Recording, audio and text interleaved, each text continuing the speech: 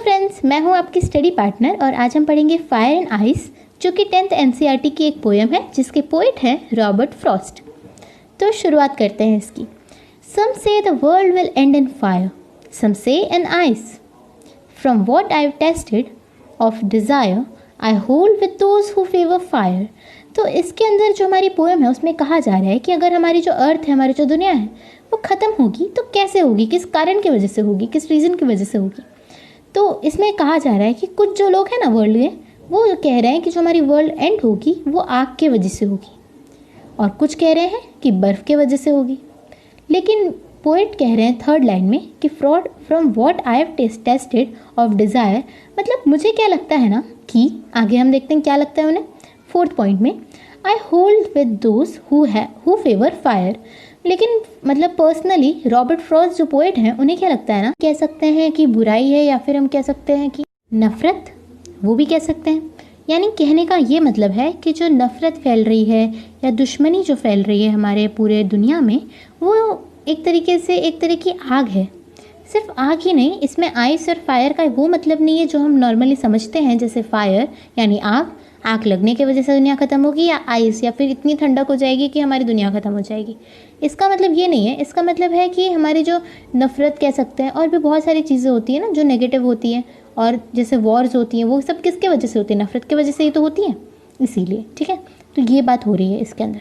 इसमें इन्होंने क्लियरली बताया नहीं है कि आइस और जो फायर है उन दोनों का क्या क्या मतलब है अपने तरीके में। बस ये पता है कि इन दोनों का मतलब कुछ नेगेटिव थिंग्स हैं, जो नफ़रत हो सकते हैं, गुस्सा हो सकता है, ऐसे। और ये आपको क्वेश्चंस में भी मिल जाएगा।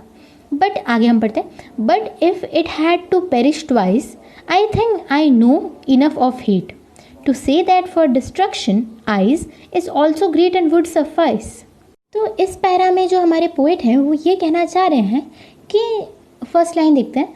But if it had to perish twice, perish का मतलब क्या होता है ना, डाई, ख़त्म हो जाना, ठीक है, मर जाना। तो ये मतलब होता है पेरिश का।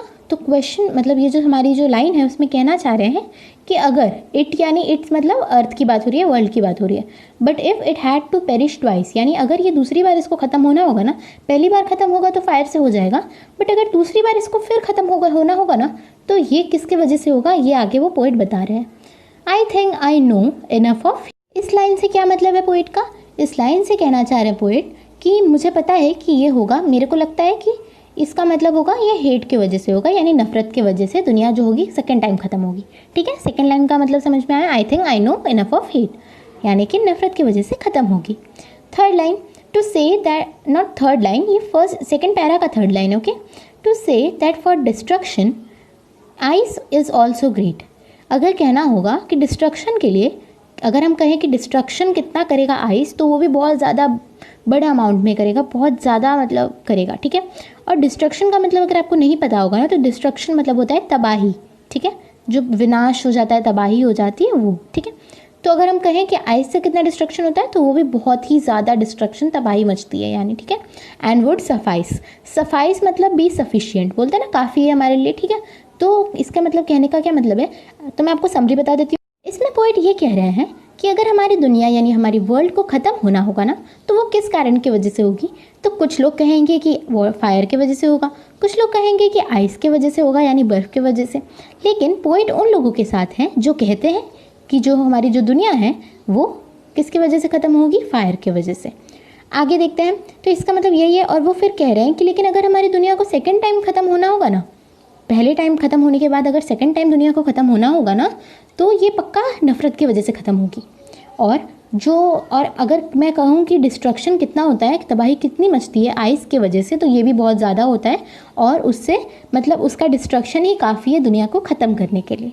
बस इतनी सी बात थी इस पोएम के अंदर। पोएम तो ख़त्म हो गई, लेकिन सब्सक्राइब नहीं किया यार, कर दो।